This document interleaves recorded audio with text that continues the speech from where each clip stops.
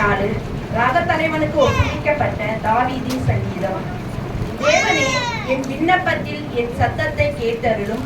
சத்துருவால் வரும் பயத்தை நீக்கி என் பிராணனை காத்தருளும்.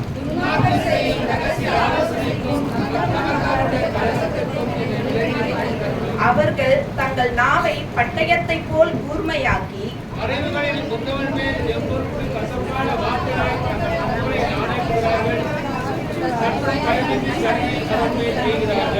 அவர்கள் பொல்லாத காரியத்தில் தங்களை உறுதிப்படுத்திக் கொண்டு மறைவான கண்ணிகளை வைக்க ஆலோசனை பண்ணி அவைகளை காண்பவன் யார் என்கிறார்கள்.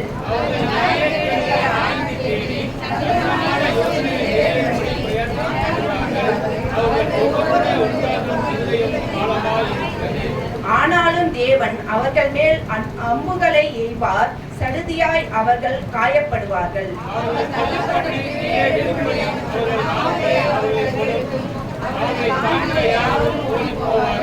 எல்லா மனுஷரும் பயந்து தேவனுடைய செயலை அறிவித்து அவர் கிரியையை உணர்ந்து கொள்ளுவார்கள்.